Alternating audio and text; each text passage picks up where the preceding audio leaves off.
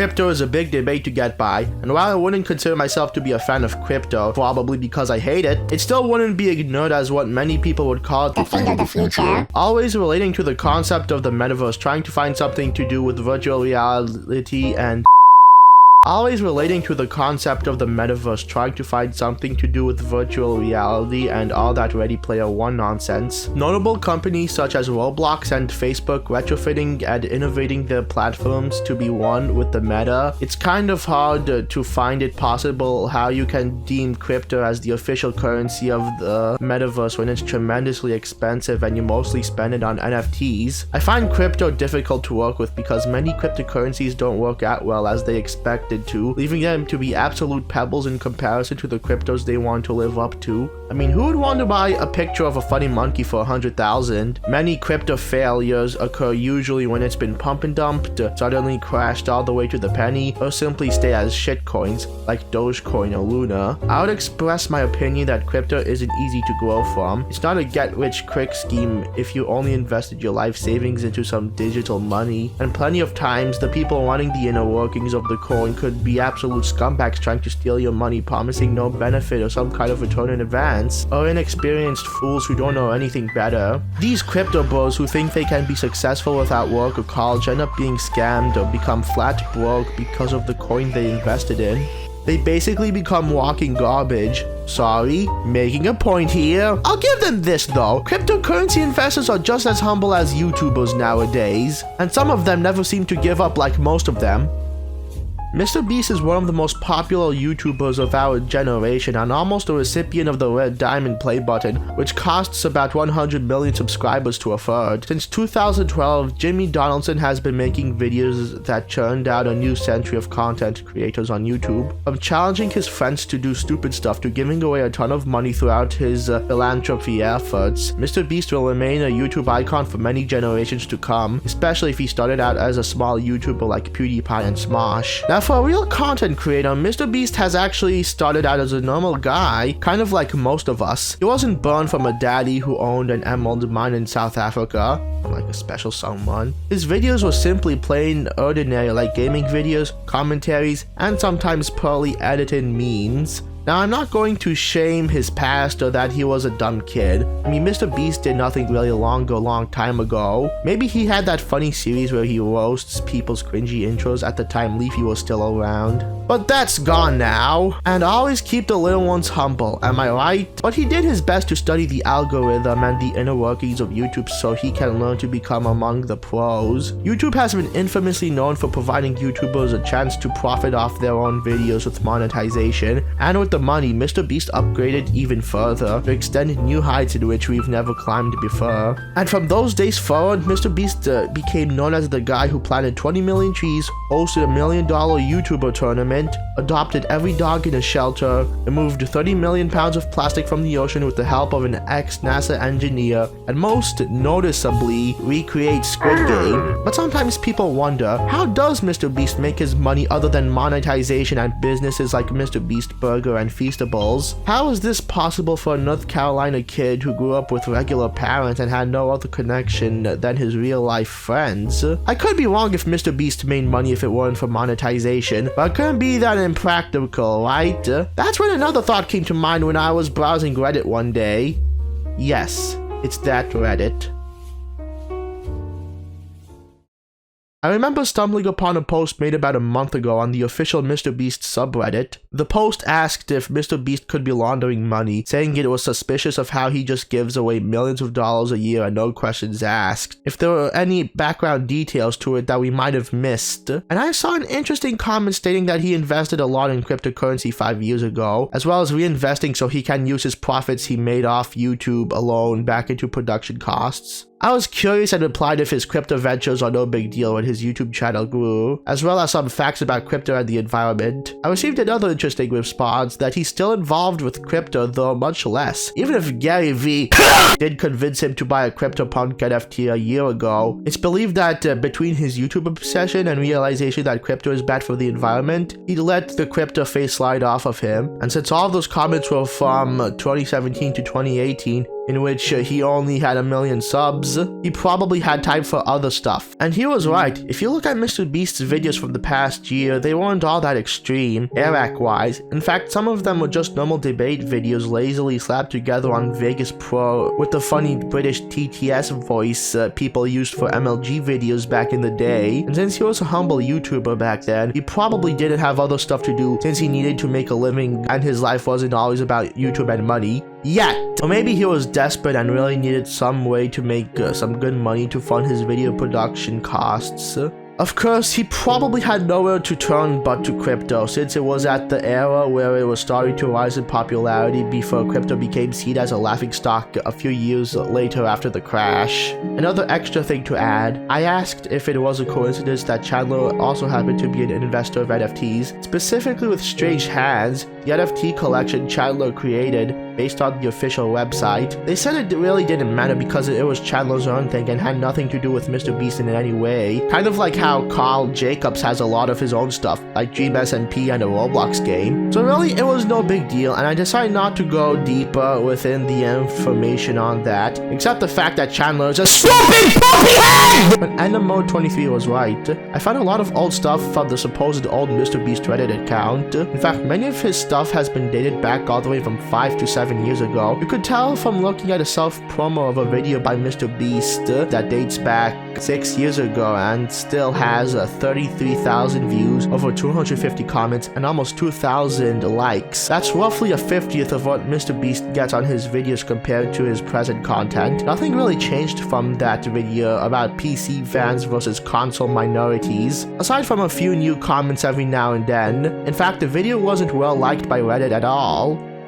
He also gave a user some advice about making videos, which shows that he took his time to help people who asked for it and was a nice guy before, and still is to this day. But the biggest aspect I did find on his old Reddit account was his insight on crypto, just like what Edna told to me. Thanks, Edna. I mean, they did say he did have time to find other stuff rather than focusing on YouTube all the time despite having 1 million subs. So I guess it would make sense that one of his hobbies could have been crypto at the time. And boy was I right. Back in 2017, it seems that he was actually a real crypto investor. And since this was 5 years ago, he really did invest crypto that early before it went mainstream and hit the market. It's probably part of the reason why MrBeast is so rich. In fact, he even gambled with crypto a lot. One of his replies to a post was warning him not to gamble and emphasized his experience on it. He even shared the site in which he lost 15k in crypto on, gambled 10 Ethereum on a coin flip, only to lose and never gamble again. 1 Ethereum back then in July 5 years ago was over $240. That isn't even crazy compared to what the price currently is. And Bitcoin costs about 30 times compared to what the market price of it was back in 2017, after the crash unfortunately. Then again, back then, he was really a big fan of crypto and had a lot of serious potential in growing with it. He even toyed around with shitcoin. MrBeast bought 1 million Sia coin for just $13,000 and plans to forget about it when it inflates to $1. Who the heck would name a cryptocurrency Sia coin? I don't want ableism in my wallet. MrBeast on Reddit also commented on a post 5 years ago about how Poland doesn't have any good graphics cards, and in the chain of replies, MrBeast claimed that he had an order for 1,000 graphics cards for his crypto warehouse, the warehouse he uses to mine crypto for profit, on a post whining about how Poland lacks decent GPUs. So not only MrBeast was a heavy crypto investor, but possibly went to further extents to mine for it too. So you're the guy I should be annoyed with. At least I have a name now. But little did they know that MrBeast would go from stealing GPUs to giving away millions of dollars and picking up millions of trash in the ocean. MrBeast is what I would refer to as a crypto bro before crypto blew up. He faced many hardships on cryptocurrency as much as on YouTube, yet he still managed to grind off of it and made quite a lot of money off of it too. From investing into Ethereum when it was cheap, to buying out graphics cards to supply for his crypto mining warehouse.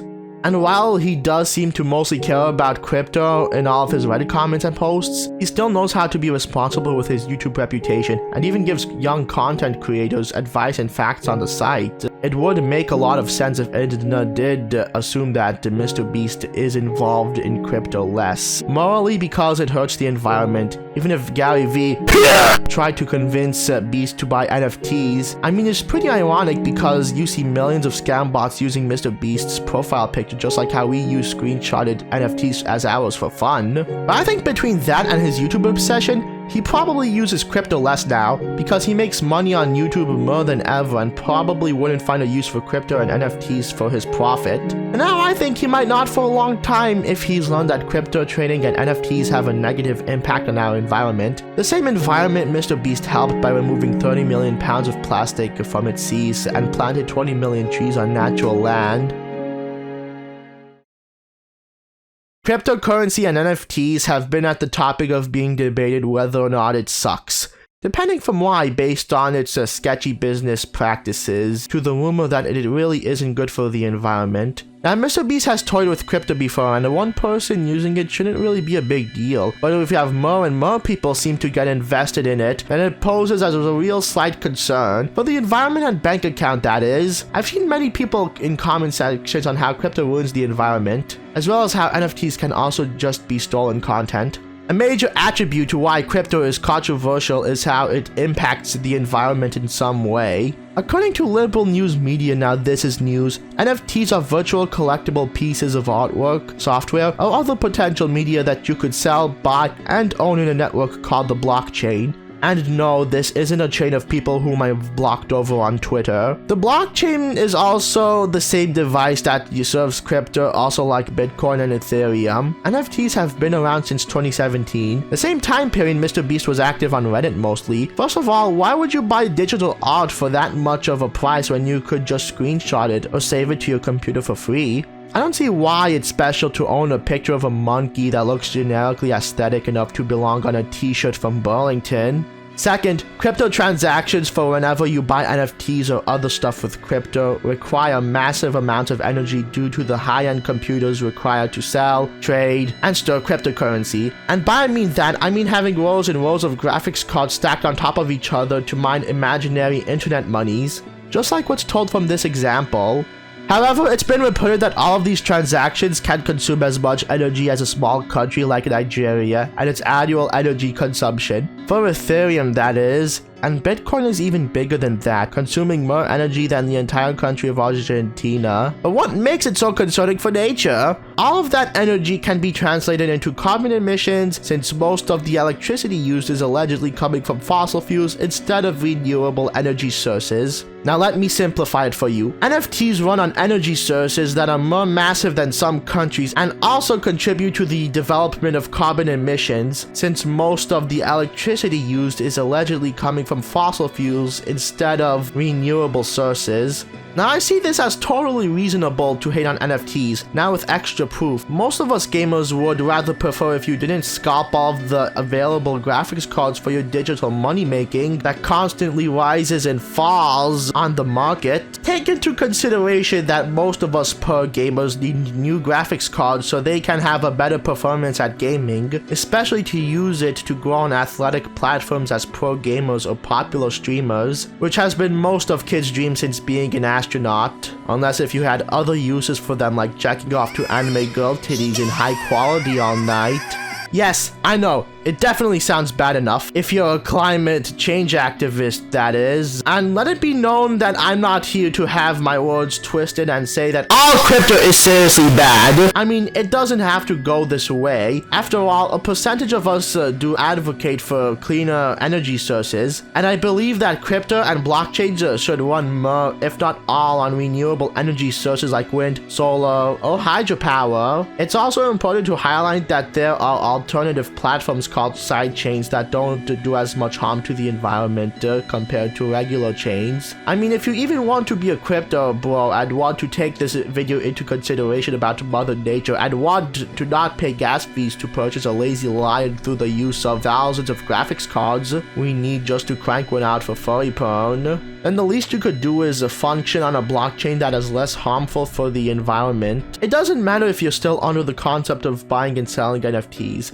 Like, for example, Polygon. Not trying to promote anything, some blockchains like Polygon offer little to no gas fees when you sell NFTs. Gas fees are needed in order to sell NFTs because, you know, it's crypto! And also, it vows to go carbon negative this year and climate positive beyond that. Clearly, I wouldn't choose any blockchains because I never want to be involved with crypto or NFTs, but at least pick a chain that's more environmentally friendly if you want to sell Bored Apes and give a shit about the environment at the same time. Even if I become a crypto bro myself, which I'll probably doubt of becoming one, I would still dedicate a considerable amount of empathy for nature mining cryptocurrency with solar energy because the sun is always free and I don't have to feel bad about the environment because I'm not doing so. It's also reported that NFTs have a negative side to their reputation on account of being how silly it is to buy a picture. You could just right-click and save it as. There's no need to spend thousands on a picture that can easily be done on paint.net, whether it's text, GIFs, music, etc. They'll also believe that some NFT bros would go out of their own way to do something vile like steal other people's creations. One fairly good representation of that is how DeviantArt is working on a new update that identifies whether somebody's art is being sold as an NFT without their permission. Another is an artist named The Real Sully G, the guy with automatons, who had some of his automaton music profited off by somebody from an NFT website without their consent. Not cool, dude. In retaliation, not only did Sully call them out for it, but also banded together with a dozen digital artists who were also hurt by the crypto industry and launched their website Extremely Fungible Tokens, where the main goal is to encourage people on the internet that NFTs are cool and provide a ton of cool so-called art pieces you could use for a profile picture. It's really cool and some of you guys should be interested in it. Link will be in the description. Another element crypto is infamously known for is running on sketchy business practices and rickety performance. While some cryptocurrencies manage to stay successfully high away from their humble beginnings, there have been multiple cases in which most crypto bros don't have a high chance of making it to the top of the market. Sometimes they controversially take the bit too far and turn to the dark side for the creators to get rich, scamming you and running away with your money without any advancement or benefit in return. Like, for example, Save the Kids coin, which was inflated to the purpose of giving profits to save the kids, but then it quickly became worthless in a matter of time and the developers and big supporters of the coin did nothing but run away with the money. This costs a gamer's position in the FaZe clan, by the way, as well as Safe Moon, where you had hundreds of people praising the coin that'll make them rich, only to fall to zero and take their savings with it. Yes, I watched CoffeeZilla. Most of these coins that nearly farm end up becoming shit coins just because of their slow progress. Well, it's been coins that win in the favor of the creator who does nothing but pump and dump, poop and scoop, clap and dap, pip and pop, and Chippendale these coins into oblivion, just like Sia coin. Some cryptos also spent their entire period staying humble, slowly rising so they can one day live up to their expectations of taking buyers to the moon, only to have a crash suddenly happen that just kills it. That's what happened with Luna, and that's just real cold. I think it's probably because one of the graphics cards weren't working and broke the entire digital network because of it. Crypto is trial and error, just like YouTube, but instead of an evolution of fame and controversy, it takes a more serious approach when that rise and fall is invested by your actual money, and in many cases guaranteed that you're not gonna get twice of it back. Think of how crypto to be as humble as a YouTuber. It stays humble at just $0, just like when you're nearing 100 subs. Some of the times they can be real snakes and manipulate you out of your views, just like how crypto scams you, and crypto takes up a lot of energy to generate itself, when all of it's not safe for the environment, just like how it takes up a lot of effort to make a good YouTube video or good tweets just so you could get noticed, when sometimes it may be toxic for your mental health, so it doesn't have its comparisons, but I don't want to be related to something stupid.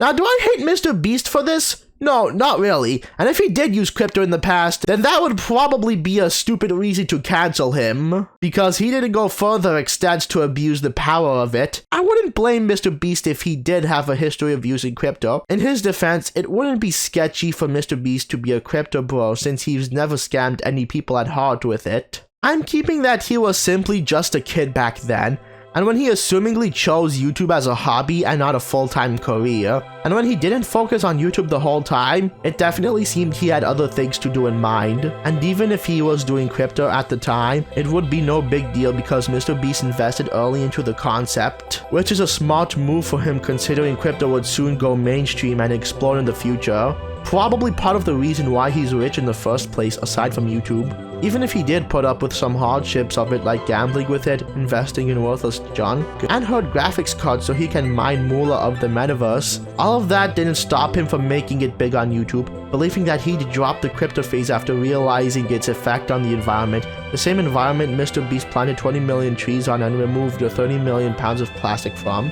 At the time of making this video, MrBeast has over 96 million subscribers, hopefully closing in on a red diamond play button by the time summer hits. Do I hate MrBeast for this? No, of course not. I still love MrBeast and I will support him, always, no matter what his origins are. MrBeast, if you're watching this video, I just want to say I love your videos, man. Keep doing what you love, and the best of luck on hitting 100 million subs soon. To the rest of the crypto bros out there, don't worry, you're not alone. We all make mistakes as humans, even if that human could cost their own house or the environment. Just remember that the key takeaways for not investing are that crypto is a riskier business than being a YouTuber, and most importantly, it's not safe for the environment. Now, if you still want to get into crypto after watching this video, that's fine, go ahead. I'm not offending anyone in this, but sometimes we should take responsibility in perfecting the world for not what it offers, but what it means to us. We could change our ways into rethinking how crypto should work and innovate the future of it in the metaverse for many more years to come. And we can do better.